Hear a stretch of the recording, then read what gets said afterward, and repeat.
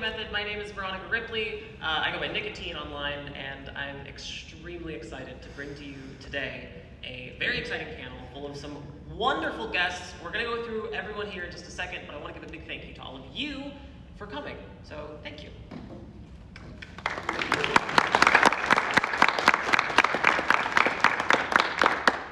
We're going to introduce all of these lovely scientists here at the table, and once we learn everybody's names, we're going to go a little more in depth into what their content and careers are like. So, without further ado, down the list here, we've got, why don't you go right ahead? Sure. I'm Danny Anduza. I stream on Twitch under the name Paleontologizing, and I'm a dinosaur paleontologist. And my name...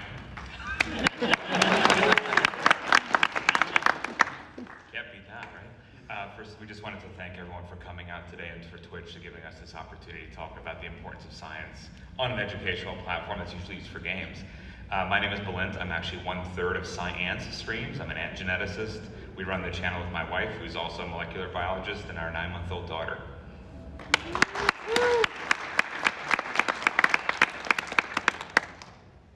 My name is Dr. Melissa Scruggs. I'm Volcano Doc everywhere, and I study the chemistry of magmas and try to understand what makes volcanoes erupt.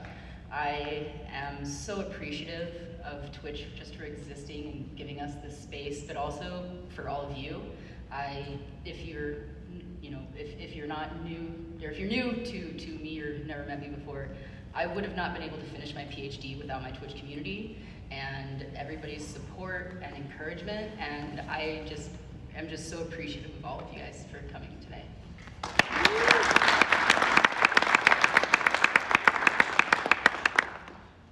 Hi everyone, I'm Mahoodles, she, her pronouns. I do a lot of variety on my stream. Usually we talk about outer space and astrobiology.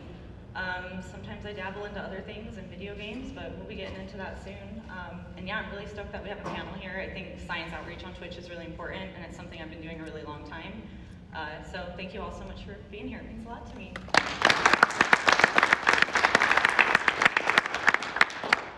So I'm Ned Wino. My background is in space and astronomy. I will get into that in a little bit, but I also want to just thank everyone for showing up to this panel, and hopefully we can express some of the excitement that we feel for streaming science on Twitch and educational content.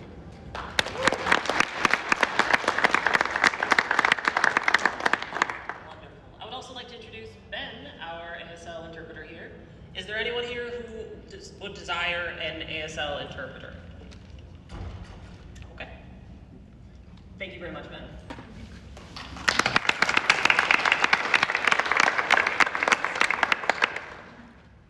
All right, let's get into it. Let's meet the scientists. First up, we have Danny. Tell us a little bit about what you do, Danny. Well, like I said, I'm a dinosaur paleontologist. Shoot, I feel like I'm on stream right now. Most of you probably know already that a paleontologist is a fossil scientist. Most fossil scientists don't work on dinosaurs, which is kind of a misperception that the public has. But I do work on dinosaurs, and that's what I do on stream. So I do fieldwork streams, like streaming from the Badlands of places like Montana, Utah, Wyoming, digging up dinosaurs live on stream. And yeah, when I'm not out in the field, I'm conducting research on dinosaurs, publishing papers, that kind of thing. And yeah, during the beginning of COVID, I started streaming on Twitch, and this has actually become my livelihood. This is actually how I make my living nowadays. It's sometimes hard to make a living as a scientist, but Twitch allows me to do that. So yeah, so big thanks to everybody who runs Twitch, and of course to all of the viewers and everybody else. So it's been such a wonderful opportunity here. Yeah, so what do paleontology live streams look like on Twitch? Well, when I'm back in the office, when I'm not in the field, we go over things like fossil news. Right there you see the Sci News image. That's actually a kind of dinosaur that was brand new in 2020. This is the first ever dinosaur that has my name on the author's list. It's called Trirarchuncus. It's a little insect-eating dinosaur. The name actually means Captain Hook because it's got these ridiculous little hook-like claws. And it's an insect-eating dinosaur. And I didn't actually know the paper was going to be coming out, so I was able to cover that live on stream in 2020, soon after I started. And that was hugely exciting for me. And I actually sculpted it in digital sculpting software and then 3D printed it. So that kind of bluish model you see right there is one that that I sculpted and later 3D printed. So I do a lot of 3D printing, 3D modeling, and lots of viewer Q&A. So that's really the bread and butter of the streams, is people coming in and asking questions. Everybody's got questions about dinosaurs. And so, yeah, usually it's kind of a mad dash to try and get through all of the viewer questions by the end of the stream. It's always a ton of fun. Yeah, and then this past summer I was really lucky to actually be able to stream live from the field. Yeah, we sometimes have difficulty finding money to actually be able to go out and dig up dinosaurs. You know, dollar for dollar, I think dinosaur paleontology is one of the most cost-effective sciences, where sometimes we only need a few hundred or a few $1,000s to go out and dig up a bunch of dinosaurs. We didn't have that money, but we were able to raise that through the community and yeah, get at least 3 new species of dinosaur excavated this summer. And I was able to stream it via satellite with Starlink. And it was a pretty cool experience to be able to bring this live fieldwork to an audience at home and be able to answer their questions live and show them that, you know, digging up dinosaurs isn't like what you see in the movie Jurassic Park. You know, it's it can be a lot more tedious, but and it's hard work. It was really, really hot out in the summer. Brought a thermometer out with me, and I kept showing the camera, you know, it's 110 degrees today, you know. But yeah, being able to bring that home, I think, was really cool, and yeah, really proud that we were able to do that. Nice. Very good. Thank you. Next up, we have Ants. Tell us a little bit about what you do. What's your content like? Who are you? That's a great question, because only half of me is here, right? So Lita is the other half, who's my much better half, and we started live streaming on Twitch because we were doing school visits before COVID and teaching kids about science, and the world shut down. So what do? We saw Danny on Twitch. We didn't even know you know, science on Twitch was a thing. I thought it was just gaming, and we thought maybe we can try that as well. And so we've been doing live streams on the platform. Both of us have our doctorates in molecular biology. We both have our masters in immunology and evolution. And so we speak from a perspective of biology and the biological context of how evolution happens, but also doing live experiments on Twitch. And we've been published multiple times before and after we started streaming. So you might be wondering, well, what's the content? What does this scientist up here with the ants do? So some of the things that we do, go over on the next slide. We've got some images.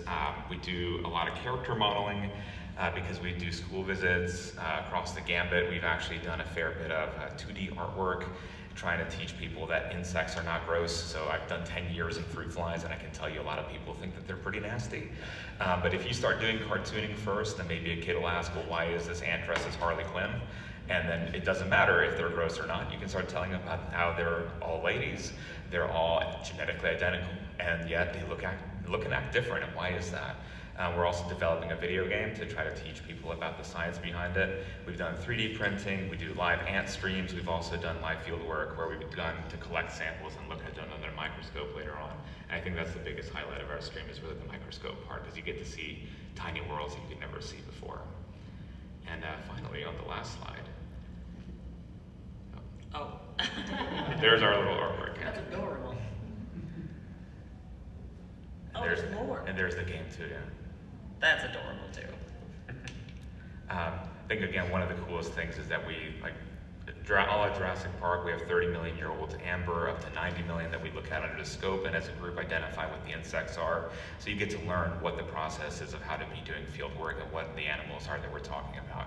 And that ant right there is 90 million years old, around the time of the dinosaurs, and it is the ancestral origin of all modern-day ants. So we get to look at that live on the stream. There's also mosquitoes, tardigrades, and more. So it's very interactive, Q&A driven, and we derail a lot. You can trigger a lot of animations to have those series fun. Wonderful. That's great. I love that. Next up, we have Volcano Doc. Tell us a little bit about yourself. Well, I'm a volcano scientist. No, I started streaming during the pandemic as well. I was actually teaching a natural hazards and disasters course at the university I was at. And I started recording my lectures and just getting to teach people about the way that our Earth works. I love it, and I love being able to show people the way that I can see the world. And so here in the, I don't know if it'll animate, but the second one, that is what oh no, you can go sorry. Oh, no. Sorry. Yeah, so that is what a rock looks like underneath the microscope. I was able to raise funds, between family and my community members, we're able to raise enough funds to purchase a microscope. So we look at rocks underneath the microscope on stream. I do a lot of my own research on stream, so we even have some, haven't even been published, if you want to go to the next slide. This was the big eruption in Tonga that erupted in January of 2022, and the next day we were on stream looking at all this cool stuff that was coming out on the internet. And I'm not, hopefully it'll play, the little globe thing. Oh. This, bummer. Sorry. That's okay. The eruption was so powerful that it literally shook the atmosphere and sent an energy wave around the globe 3.5 times. And we found the stereo retrieval heights. We were looking at them with 3D glasses on stream, and we're able to cobble together all of this information that was on social media that scientists were sharing. Yeah, look, this thing went halfway to space. 58 kilometers, halfway to friggin' space. It's so huge. It's literally the analog to 1883 Krakatoa. It's an amazing, the mechanics of this eruption are phenomenal. It's like a nuclear explosion when magma and water come into contact. And you can actually tell that that happened from the ash fractures. And this other video is the satellite footage of the plume overlain with lightning strikes. If it will roll, you can see the turbulence of the eruption plume. And so from that, we were able to learn a lot about the eruption and worked really, really hard and was able to, next slide, publish this paper. This is the first paper about that eruption, and we got it done in 3 months. And had it not been for watching these things with the community on stream and answering questions and just having excitement about it, this project never would have happened. And I like being able to show behind the scenes what science is like. It's a lot of writing. It's a lot of Excel, a lot. But there are those fascinating, exciting discoveries, and I just want to be able to share my passion with you. Wonderful. Was there an animation for this one too? No. Oh. I got excited. Mohoodles, tell us a little bit about why this emote is so adorable. Oh, thank you.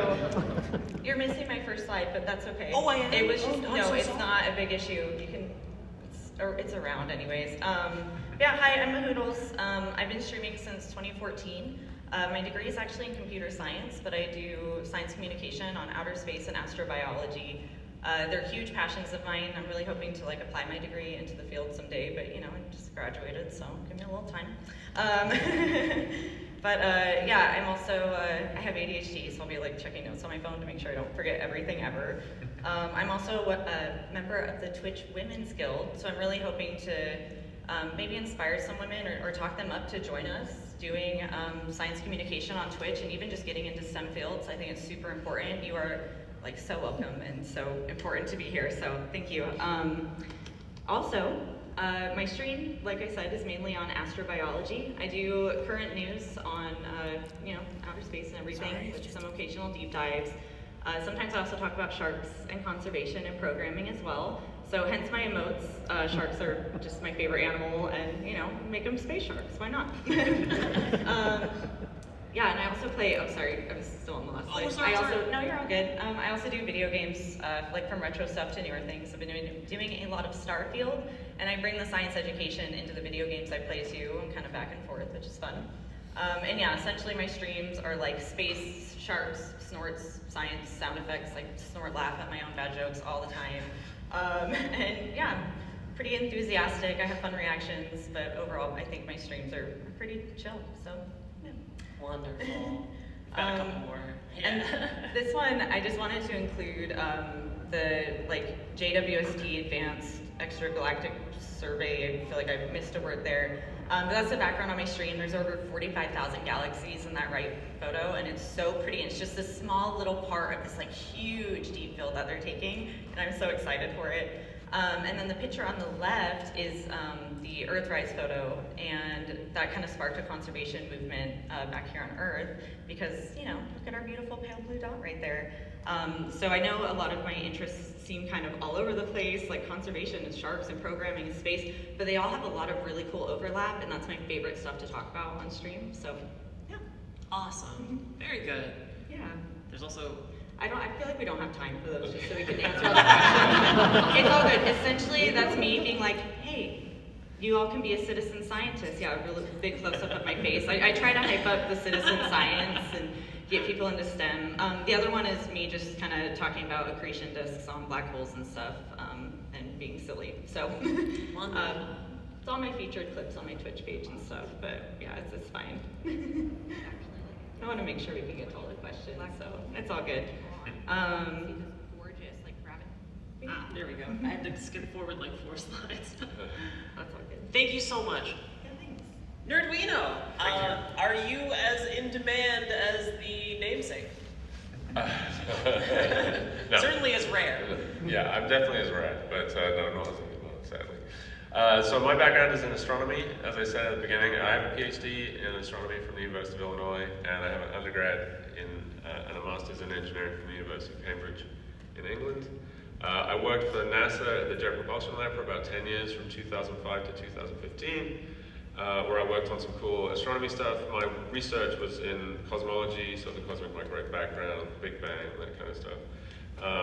And now I stream on Twitch, and to try and get people jazzed about science, try and maybe encourage people to think critically about different things instead of just accepting what they're being told by various places. We cover a bunch of live rocket launches, which is getting increasingly difficult because the launch cadence now is crazy. There's like a launch every day, so I can't. But we do like all the big NASA ones, some of the big SpaceX ones, super heavy, all that stuff. Those are really fun. A shout out to the NASA folks for doing the coverage for us. We do some space Lego builds on stream. We play some space-based games, like Maria said, play Astroneer, some of the more techie science games and space games. And then we just talk about the latest science and space news, try and get people excited about that. And if there's events, so the one picture there is actually a launch from Vandenberg. I think it was a Starlink satellite, but yeah, you can see the launch. You can see some of the Lego projects there, and then I also have bees. So we keep bees in the backyard, which is like a totally random thing, but chat really gets excited about it, and I live stream some of the hive, the hive inspections, which sometimes ends up with me getting stung in the face or whatever. But people seem to like the variety, and it makes a change from just the science content. So, Wonderful. Yeah. Well, great. This is our panelists. Big thank you again for coming all the way out here, and thank you for coming here too. We're going to start asking some questions. If you have a question, please think of it and hold it, because we have a couple of questions we're going to ask first. But we will be opening up the floor for questions, so please think of something you would like to ask our lovely panelists. To kick things off, I would like to ask, what motivated you to start streaming, and why do you stream? This is for anyone, so just go ahead and buzz in whenever you... Science. So I come from a background where professors in the lab that we worked for looked down on science communication. And they said that it is what a failed scientist does. And they said, we shouldn't talk to the public, because why would you ever do that? They should just listen to us. And to me, that feels wrong. I think it's the mission statement of any scientist to do outreach, to talk to people about what they're doing, because they're in a position of great privilege. And unless you do that, I think you're already failing as a scientist. And so my wife and I, we saw this, she's a scientist too, we saw this opportunity and we just jumped at it. And it's giving, as Nerdwino said, access to folks, to scientists, not just to take into what we're saying. I want you to come in and question it. I want you to come in and tell me, why should I genetically engineer a mosquito that can't reproduce and release it in the wild? What are the consequences? Ask me those hard-hitting questions, because that's the point of why we have this dialogue. There's nothing that drives me crazier when scientists come out and tell you, you should believe this because I said it. It's not how our society works, nor should it. So come in, ask questions, and that's our goal of being on the stream. Wonderful. Yeah. Does anyone else have some thoughts? I mean, gosh, okay, I started streaming in 2014, and it was a different time, so I literally started streaming just because I thought I was funny and maybe entertaining. But that has blossomed into something super amazing. So now if I were to answer that question or start streaming now, I think it would be because science outreach is really important, and we can educate people and inspire people to go into STEM fields, or even just nerd out and have communities with other people that you might not have like in real life, and we can make this awesome community online where everyone can you know, just kind of nerd out and be together and hang out in a relaxed environment. I think is nice. Kind of hopefully like easing the anxiety of like getting into science stuff. Like if you know nothing about space, like you're still welcome in my stream and you can still learn something and ask questions. But if you know a lot, you're also welcome, you know what I mean? It really tears down that sense that people might have of like the intimidation of science, because it's so Yeah. casual, right? Streaming is like so much more casual than going like a college course, you know? Yes, exactly, thank you. Yeah, I love that, that's awesome. Yeah, I think it's important that people get to see that scientists aren't just like shut up in a lab somewhere doing research. And as I think it was me, whoever said that you should just accept whatever answers are handed down. Right? We have to show that we're approachable. We're people just like you. The scientific process can be messy. We don't know all the answers, and just because we say like, oh, this is what we know so far, that doesn't mean that's necessarily the right answer. That's just the answer that we have right now, and we have to continue to do the research. And I think for people to see that and to be able to interact in chat and talk to people with science backgrounds, I think it makes it more accessible. I think that's important, and that was one of the reasons why I got into it. Although shout out to my Warzone streamers out there, because I actually got into it through people in a Warzone chat where they're like, oh, you're a scientist, you should stream. No, no one will be interested. They took me into it, so here we are. Absolutely. Does anyone else have any thoughts? I think for me, it's mostly about increasing accessibility. I have a very non-traditional background for a scientist. I am actually a high school dropout, and I got pregnant in high school and worked my way up, and I like to share that story because I know that not enough people have opportunities that like we were so lucky to have. Half of it is hard work and half of it is luck, and I want to provide people a place where they can come in and just genuinely ask questions and not feel bad about them. I think it's so important that we as scientists let you know that we don't know everything, and I will be the first to say, oh, I don't know, and I will also admit when I'm wrong. And I love doing that on stream and showing that, yeah, I mean, I have an education, but I'm not infallible at all. And I sure don't know a lot of stuff. I can barely work a remote. So it's really about just being able to have a space where somebody can come in and ask questions free of judgment and, you know, be treated with dignity and respect. Yeah, definitely. And none of us know how to work the remote. Yeah. So. How about you? Yeah, I'd like to echo some of the same points and also bring up that I think my journey to Twitch is, I think it kind of illustrates how wonderful this platform can be for science outreach. I've done some other outreach in the past, a lot of stuff in person, and then when COVID started, I could no longer go out to museums and give tours and stuff like that. So I discovered Twitch, and like suddenly this world opened up. The wonderful thing about Twitch is that not a lot of people on the platform know that there's a lot of science on here. And so it's not preaching to the choir. People don't come to Twitch looking for science content, but people stumble in, people who didn't even realize that they could be interested in science. People who think, oh, science isn't for me, science is just for, you know, like middle-aged white men in lab coats, you know, in a laboratory somewhere. Science is so much more than that, and anybody can do science.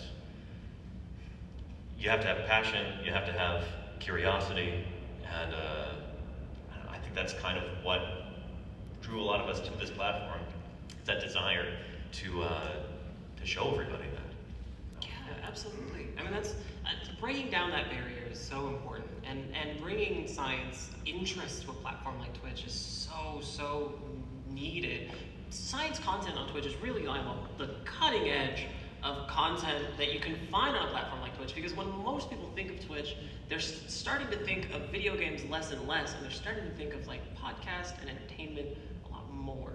So it's really cool that that so many like wonderful science so much wonderful science content has come out in the last like few years. It's just delightful to see. How do you make science content relatable to this kind of platform? Because we've talked about how there's that barrier. How do you reach out and actually relate to the average Twitch chatter? Go ahead. I'll start, yeah. I think for a dinosaur paleontologist, it's particularly easy because everybody loves dinosaurs. So it's not an uphill battle at all. But I think kind of showing people that one of the things I talk about a lot is how many important dinosaur discoveries are not made by professional scientists. They're made by amateur collectors, or they're made by regular people just out walking their dogs or watching birds or hiking and stuff like that, and they stumble upon a dinosaur skeleton. And I think that's it's an immensely powerful thing to hear if you're just a general member of the public and if you're interested in these things. So I guess for a dinosaur paleontologist, the accessibility part is kind of already built in a little bit. But I think being able to show that live through fieldwork live streams and live Q&A, it kind of brings it to life. I think for us, it's the opposite. First question I usually get is, how do I kill the ants and how do I kill the fruit fly? But you know what? If you ask that question first, I can talk to you, I can hook you. We can talk about how you can gaslight an ant in your kitchen and trick it, and it actually loses trust from the rest of the colony. How do they kill the ants, though? So you put out a piece of sugar, the ants come, the scout samples it, it goes back. When it comes back, you've gotten rid of the sugar, you've cleaned up the area. The other scouts are like, wait, this ant lied, and they don't come back. So you can gaslight an ant. But one of the big things that we do to make it accessible, I feel, is we even have rolling messages of, if you are uncomfortable to ask a question, DM a mod, and we'll answer it anonymously. When I was in 7th grade, I remember I asked questions because I was really excited about this random topic that was not on what we were chatting about that day. And the next day, there was the Balint rule that was enacted, which you cannot ask off-topic questions in this classroom anymore. I'm like, well, so our stream is the exact opposite. We derail a lot. You can come in and hit all kinds of crazy redemptions. I can get squished by a Sonic suit-wearing ant, because if you didn't know, Sonic Hedgehog is actually a gene in developmental biology named after the video game character. And so we try to integrate, games, music, art, and I'm really proud of the community that we built, because we have so many non-scientists that come in and they're like, we get rated by video game streamers and music streamers and art streamers, and everyone's like, this is cool, they're looking under a microscope. And it's just that visual element and getting people excited, and that it isn't, like Volcano was saying, we're not necessarily, we don't know everything. And a lot of times I get asked a question, I'm like, I have no idea, but here's how I would test it. And it's breaking down that barrier of how do you come up with a scientific process, how do you design an experiment? Because that's all a scientist is someone who's curious and wants to ask. Yeah, absolutely. Well said. I think one of the challenges for me can be the audience can be quite diverse, right? So obviously I have a very technical background and I can get into the weeds a little bit too much. And there's a lot of technical people that are attracted to my stream because of my background and stuff. But I also have a lot of general people and, again, musicians and artists and gamers. So it can be tricky to kind of balance the content in the stream so that everybody is kind of satisfied and no one feels left out and everyone can understand the content. So that's kind of a challenge, I think. I don't know if you guys feel the same way. At times, yeah. Yeah. Sorry, what were you gonna say? Oh, I was just gonna say, I guess some things that I do to make science content relatable is, we read a lot of current news, and that's just things happening right now. It's stuff that you can go outside and see. You can go to your local astronomy club, check it out, borrow a telescope or whatever. Even the annular eclipse that happened last weekend, we were really hyping that up on stream and educating everyone about it so they could go outside and check it out if they're in areas, or watch the NASA live stream of it. So I think that's one way. Another way that I make the science content relatable is kind of bringing it into the video games, like I mentioned before. I've been playing Starfield, I'm a xenobiologist in game. I am bringing my astrobiology knowledge into the game and nerding out about it, talking about all of these environments that life could exist in and everything else. So I think finding that overlap of there's a lot of gamers on this platform, they're into space, they're into these space games. I'm gonna tell them that I also do education stuff on it and just kind of mesh everything together. And I feel like there's so many space nerds everywhere too, so it's just so cool. Show of applause. How many of you got to actually see the eclipse last week? So many people who don't live in Portland, Oregon. How about you? The cloud cover helped. I was able to see it in Portland. Really? Yeah. I was in bed. No, I'm kind of in the same boat as Danny. It's pretty easy. Volcanoes are exploding and they're cool. That's why I like them. That's genuinely, it's pretty simple. And I do a lot of AMA and stuff, so I can promise you that if Yellowstone, when Yellowstone erupts, not if, when, it will more than likely be a small lava flow. I can't say there wouldn't be a super big, explosive eruption. There's always that tiny chance, but more than likely, it would be very, very small, not super explosive, and I promise you that, like, you can't cough at Yellowstone without it being recorded. The seismometers actually they kind of went quiet, and you could detect tourist activity on them. So you could see that during the pandemic. They're that sensitive, and we genuinely just have your, like, safety. That's all we want. So, like, we will tell you everything. Like, trust me, we can't like hold stuff back. We're bad. I'm a bad secret keeper. Like, I would say something. Fantastic. So I had the question on the screen a second ago. What do you think makes Twitch unique as a science communication platform? Like, what is it about Twitch that facilitates so nicely this interaction that you have with the general public? So I think there's so many things that make Twitch so awesome as a SciComm platform. For one, like, you can reach so many people that you maybe wouldn't have otherwise. Like I said, I tap into gamers, science. I know you're friends with, like, a lot of music streamers and artists, and, like, it's so awesome. There's so many people out there that we can just, stumble into your stream and learn something. So yeah, definitely reaching a lot of people. Also, the interactivity, I think, is really key. The fact that you are able to ask, like, actual scientists or, science communicators, like, questions and get answers, or even, like, have a walkthrough of, like, how to, like, critically think through something or find a good source for something, I think is really important. So yeah, I was going to say that too. That, you can follow the question even if you don't know the answer. You can go with chat through, like, well, this is how I would approach doing it, right? This is my approach. It's really cool.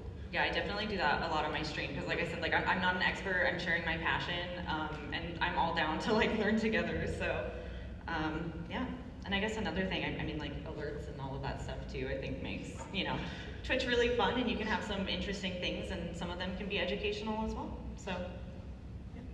Wonderful. Yeah, sorry, I feel like I rambled there. No, it's great, and I agree. Who else has some thoughts about what makes Twitch unique as a method of disseminating information that you're, like, really passionate about? I think the ability to build a community is big. Yeah. That's the really nice thing about it. You start from nothing. I mean, when I started, I was streaming to myself, basically. And then after a while, you're streaming to these people. You see the regulars. You get to a point where chat actually answers its own questions sometimes, and then that's when it feels really good, right? They're like, they're really buying into the whole thing. Becoming self-aware.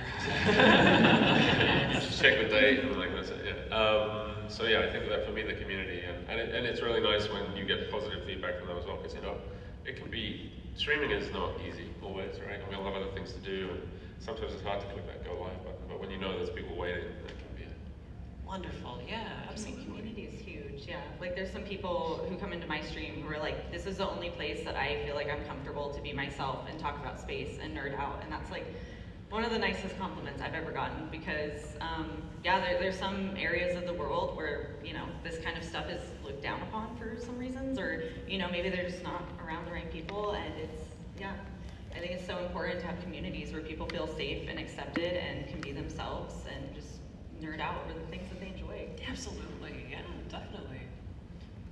I saw you buzzing in. I love buzzing in. Sorry. I just want to echo what Nerdowino said, that one part is big, the interactivity. If I'm on YouTube explaining something, there's no feedback, right? I don't know if you know what I'm talking about. I don't know if I know what I'm talking about. For me, too, like, acronyms, I can't do acronyms. Artist streamers come in and say, I did a WIP. To me, that's a wing interference pattern. Turns out that's not what people are working on. It's that live feedback, the live questions. Hold on a second, what did you mean by that? Let's go back 10 steps. I have a drawing tile, let's draw it out. Let's draw out this genetic pathway of it and get that feedback. But then I think what Nerdowino Muabo is saying is the community. Like, our stream is an amalgamation of a ton of different communities. We have a theme song made by the lovely Thug Shells over there. We're on a stream team of makers and crafters called Moco Made. You know, we've got one of my best friends over here in the front row here. They're gamers, right, and mental health chatters. Very, very different communities coming together over a love of science. And I think that shows we're not over-specialized in one direction. Anyone can be a scientist. Anyone can come in, nerd out, have fun, and be passionate about just the biology of the world. Absolutely, yes, 100%. I'm seeing a lot of nodding heads here. I'm under the impression you're all in agreement. 5 out of 5 scientists agree. That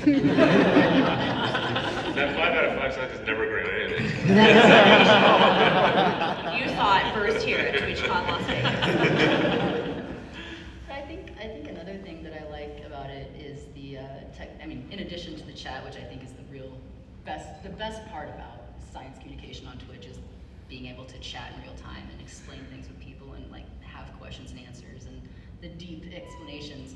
But I also think that there are a lot of people like Astro kind of in the audience, and he does astrophotography, and there are people who live stream, they're scanning electron microscopes, which are like, you can take the chemistry of like different zones in a crystal and like, you know, do their, you can show people how lab work is done and bring people the science, because it's all paywall. It's so, you know, even as scientists, we have trouble getting funding to do the experiments.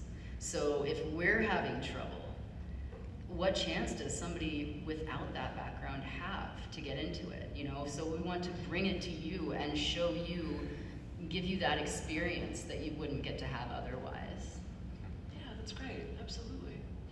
Yeah, I also wanted to add that, I guess kind of building on some of these other themes, Twitch gives us this opportunity to kind of humanize science and humanize scientists with other people. When you're streaming for multiple hours every week, multiple days every week, your true colors always come out. You can't fake that kind of thing, and people see who you are and they can relate to you. There's this old phrase that's kind of corny, but I think it's true. It's that people don't know, people don't care how much you know until they know how much you care. And so being able to actually like build a community and have heart-to-hearts with people, and you know, people come into to our channels to talk about science, but you know, sometimes we offer emotional support stuff. You know how streaming goes. You're all streamers, Twitch viewers. So being able to do that as a scientist is really, really important, because we can show the world that hey, we are human beings, and science is not something that you should necessarily be suspicious of or like dismiss, because like all those eggheads in their laboratories, like we're human beings just like you, and we do what we do out of passion. And on the other side of that too, I think Twitch is really wonderful for science outreach, because it allows us an opportunity to actually make a little bit of money too, which is difficult to do as scientists sometimes. Usually we're overworked and underpaid, and I've been really lucky to be able to make my living on this platform for the past couple of years, and that has been a tremendous, tremendous privilege. So very, very grateful for that opportunity to be able to do outreach and field work and research all at the same time and get paid for it also. So thank you to everybody who works at Twitch, who's built this platform and made this possible. Yeah, that's outstanding. Wonderful. Well, do you think that it is important for people to have access to scientists, to have contact with scientists, and have such an ease of communication across something like Twitch chat? Do you think this is like an important thing, and in what ways is it important? No. No. Not important. Because there's lots of streams out there that are just like, here's a picture from my telescope, and it's just like the tracking some star or celestial body, and you're I see you looking. There's a lot of streams that are like that, and there's a lot of streams that are not. There's a lot of like interaction with chat and stuff. So tell me what your feelings are about the types of content that you do, and whether or not you feel that it's important for that kind of outreach. So I was obviously joking. I mean, I think it's critical. We talked about it before, right? I mean, you see during the pandemic, like the situation with somebody like Dr. Fauci, where I don't know whether it's an accessibility problem or, I don't want to get into the politics of it, but I think the more accessible scientists are to the general public, whether it be through Twitch or some other platform, the better the situation is going to be, and the more we can be seen just as regular other people who are just trying to do our best. We're not trying to harm people, or there's no like ulterior motive. We're just doing science because we love science. And you can go and look at the papers, and some papers are hard to follow if you don't have a technical background, but you can go find summary papers and read the papers and follow the research yourself. And if you bring that to Twitch and ask us questions, we can answer those questions. And I think that is how we build trust in science and scientists and the whole process. I would add on to that too. I think something that's super important to have like access to scientists is there's so many like news article headlines that are over sensationalized, and those are not scientists writing those, and like that's okay. But I think it's really good to have people kind of clarify it and explain it a little bit more. That happens very often in space news, like the possible DMS signal on K2-18b thing. I won't get into that, but that was like a whole thing, and other things. And I think it's really important, like not to like kill the hype or anything. Like we should be talking about it, and it's cool. But it's also important to understand exactly what is happening, and that get a better understanding of stuff, I guess. And I think another reason why it's important to have access to scientists is because I think it can really inspire people to go into STEM fields and not be as intimidated. And just feel like it's approachable. Like they said, we are normal people, and like everyone can do it. And if you can ask someone about their field of research and kind of get a better understanding, you can maybe find like your niche path that you want to go into. Like I know a lot of people have not heard of astrobiology until they come into my stream. And I really hope, maybe one day one of those people will be the first to find life out there in the universe. Like I don't know, that would be cool. Yeah, absolutely. Does anyone else have any further thoughts? Yeah, I think we owe it to you, right? So I wouldn't have a degree if it wasn't for the taxpayers. And that's another reason why we feel like it should be you're trained to be a scientist, you should therefore be an ambassador to science. And so you should, in my mind, have access to every single scientist who's on any paper and to ask any question that you want to. And unfortunately, that's an attitude issue that we need to change, not just in the US, but a worldwide issue. And so Twitch is allowing us to make the first steps to be able to do something like that, and maybe normalize that it's okay to have access to scientists, and you don't have to be this ivory tower and you don't let anyone in. As Daniel was saying, there's a representation issue huge in science, but maybe if we can inspire that one kid to think, join up in science, or I've gotten so many comments that I used to be interested in this, but someone put me off. If we can reignite that curiosity instead of weaponizing science, I think that's one of our big responsibilities of being here. Definitely. Yeah, absolutely. Go ahead. Yeah, go ahead.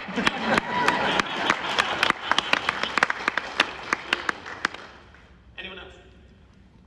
I think it's critical, just to kind of echo everything that's been said, just to provide access and increase trust so that people can learn how to critically think and make good choices, and that it's really that. It's about helping people to live their lives safely and the best that they can, and think critically and have a good planet to live on.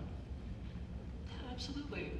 And I think maybe we should get to audience questions. all right, so here's what we're going to do. Everyone, we're going to move to audience questions. If you have a question, please line up between these two podiums here on the side. We have space for some audience questions. Go ahead and make either one of two lines. You can do 2 lines, you can do 1 line. Here we go. All right, let's begin. Go right ahead.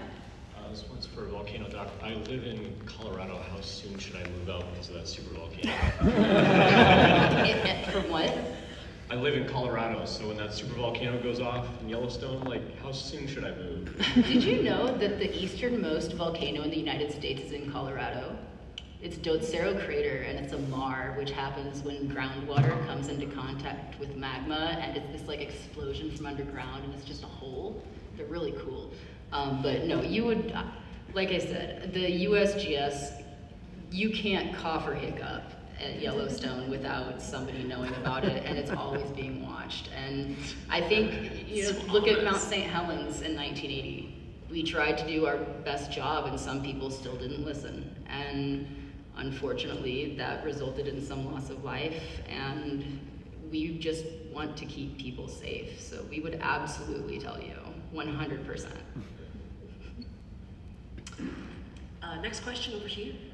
Awesome. I have two very quick statements. First is, loved the Sonic Hedgehog reference. I'm a molecular developmental biology undergrad, so that was always one of my favorite things to learn about. And just appreciate, I'm also a healthcare provider. I'm a doctor of physical therapy, and so just really appreciate all of you talking about critical thinking when it comes to sources, because I know that there's a lot of misinformation out there, so that's really awesome that y'all are helping that effort to just get people thinking more critically. My question is, if you're at like your dinner party, what's your go-to like fun fact you have from your field that you love telling people? Take it away. Anybody can answer that one. Sharks, as a group, as paleontologizing, let me know, have been around longer than Saturn's rings. That is my double whammy space shark fact. It's my favorite. Yeah. And also trees on Earth, so they've been around longer than those two. Yeah. Super cool. It depends on the company, but most often at dinner parties I find myself saying no, the moon landings weren't faked. I get the Yellowstone question every time. Sorry. It's fine. The slide that didn't make it onto it already had that on there, so. I think my favorite is that if you look at an ant mound, you see different sizes and shapes of ants, right? There's big ones, there's little ones. Turns out they're all genetically identical. The DNA sequence is all the same between all of them, and they're only different because of how the genes are turned on and when they're turned on and off. And so that's always I study it and it's mind-blowing to me. And if I'm at a party and say there's chicken wings over on the table, that can be a wonderful opportunity to talk about how, strictly speaking, dinosaurs never went completely extinct. Birds today are living dinosaurs, and you're seeing parts of them right there on the table.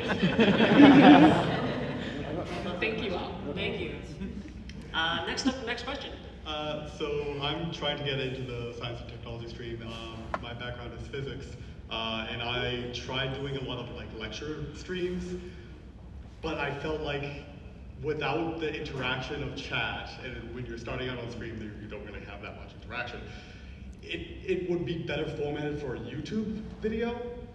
So how do you integrate your content into a more, and this was touched upon a little bit, but how do you integrate that more into just a more interactive story without like equipment or anything like that? Because I mean, that's the easiest way.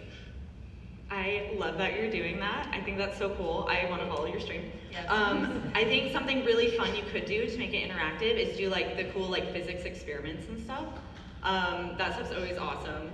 And I think like there's nothing wrong with lecture formatting. I think if your passion seeps through and you're excited about it, like that shows, as long as you like keep being consistent on Twitch and keep streaming. You know, I think it can take you places. I think another key to that as well is like don't just lecture for like 45 minutes without, just do a few minutes and then like maybe do a giveaway or have chat, just interact with chat or take a question or just kind of break the lecture up, and maybe what you think is going to take you 30 minutes to get through is going to take you 3 streams because you rabbit hole and you go off in different directions. And it can be hard when you're starting out and there's no chat. There is no chat to interact with. But it's great that you're doing it. Yeah, I think definitely, please do keep doing it, and I would also like to follow you. But I can definitely identify, because when I first started streaming, I recorded my lectures. I would edit my VODs, and that was the lectures I would give to my students. So it can be really awkward at first, but I also think that you can take those and make valuable content. And I agree with Nerdwino, don't go for just super long lectures. Like, dude, I don't even want to give the super long lecture, let alone sit in it. So take breaks, make it super interactive as much as possible, but do keep those bullet points, keep on track, and really get into the AMA of anything. You know, if there's something in the news that's cool that is in your background, like, go into it.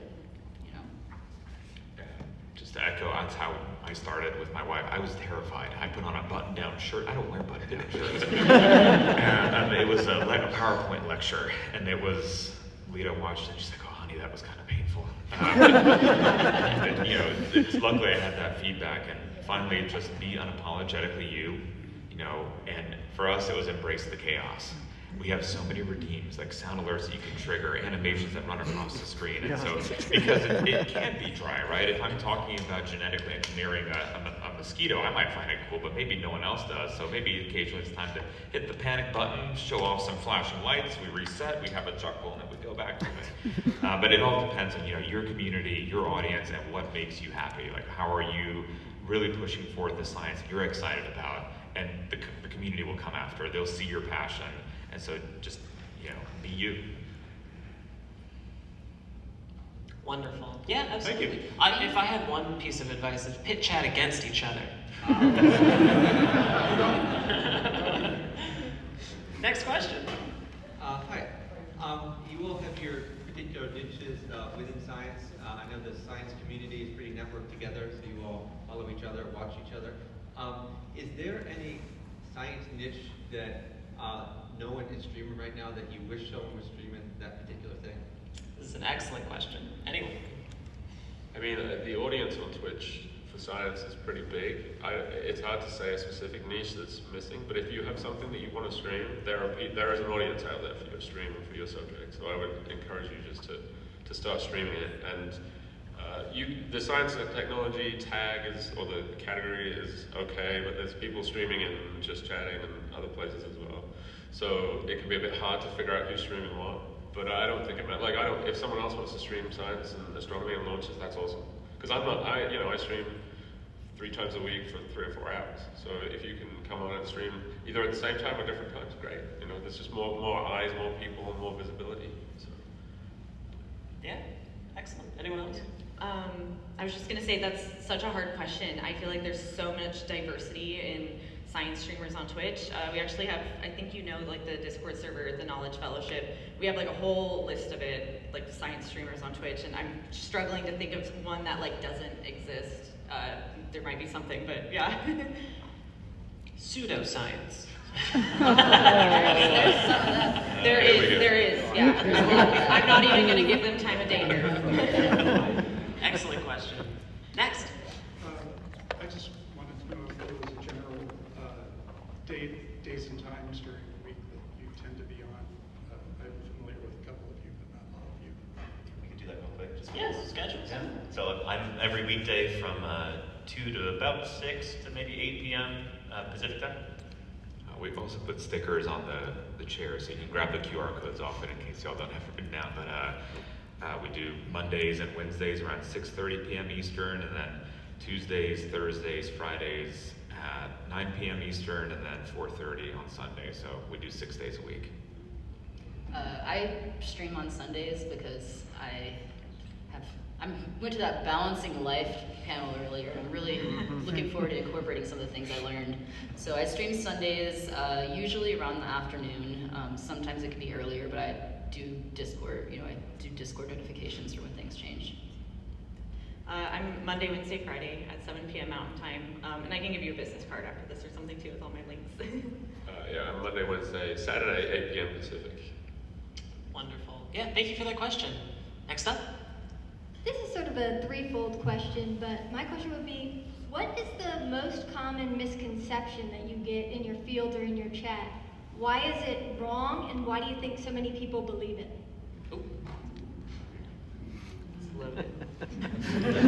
I mean, immediately it's like aliens,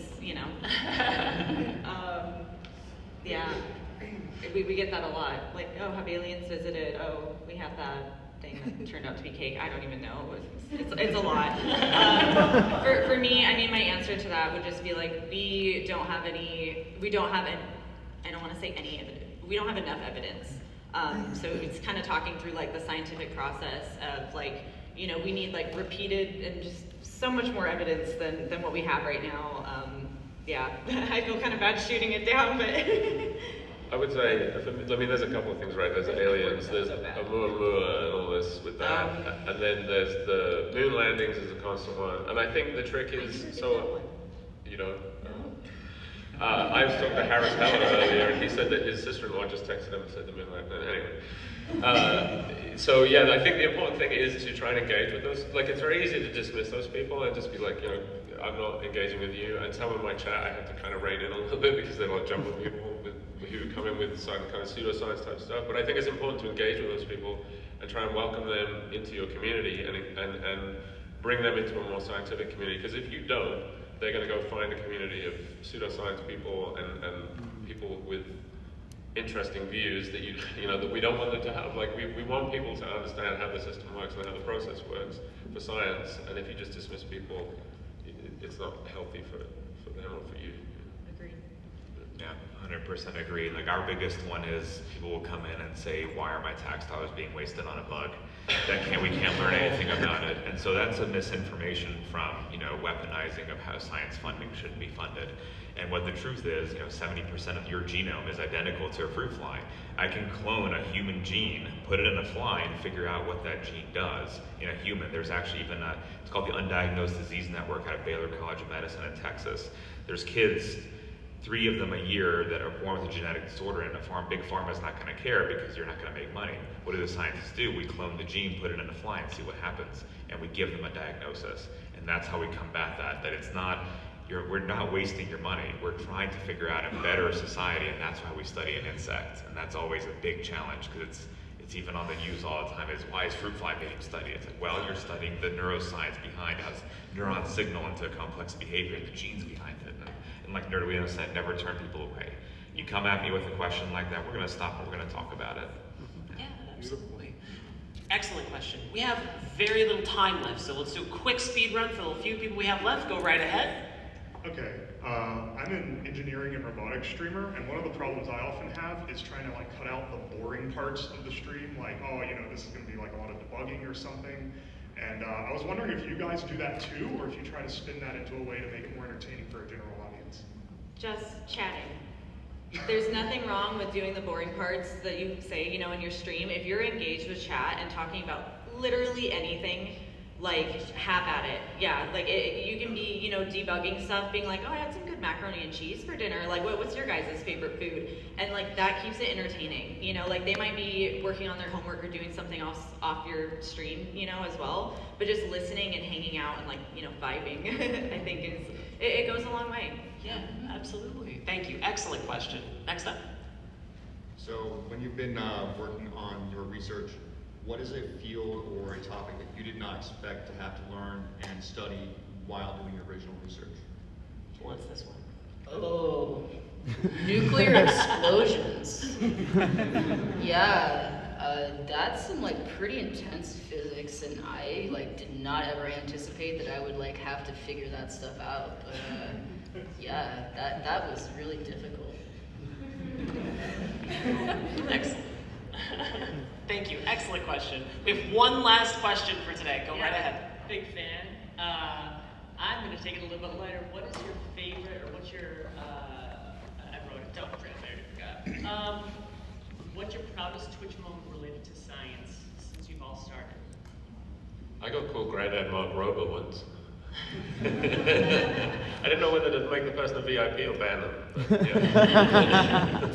Oh my gosh, that's such a hard question. I think just people in my community, like I said earlier, saying like, thank you for having this space. Like, I've learned so much. And you know, just they don't have people in real life that they can talk to about that stuff. And I also think, oh my gosh, I totally just forgot what I was gonna say. Absolutely finishing the PhD. I would not have been able to do it without the support of my family and my friends and community members, and that was like the best thing that has ever happened. So. Oh my gosh, I remember what I was gonna say. It was just like when people are like, I had no interest in space and I didn't care about anything, but your passion and enthusiasm is contagious, and now I care about something I didn't, like, you're gonna make me cry. Like, that stuff is what I live for, so. I changed my mind, I like that one.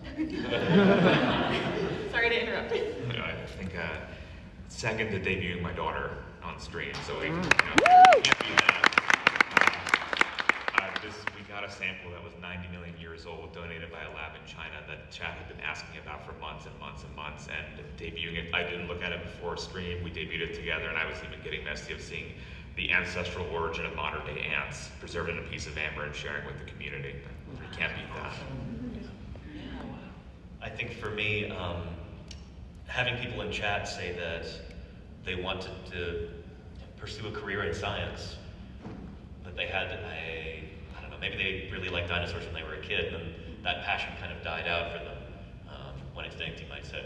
And then later it was resurrected, you know, based on tuning into the channel, and then them deciding to pursue this further and learn more about it, and just having that spark there. Sometimes all it takes is just a spark in order to get someone interested in science, and then the rest is up to them. And so for us being able to do that is such a tremendous privilege.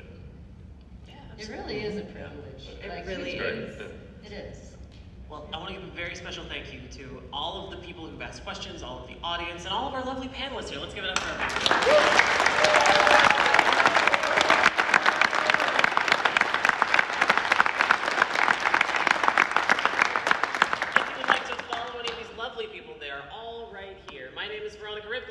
Nicotine, and I'm super thankful for everyone here. Thank you. Have a great rest of your con, everyone. Thank you.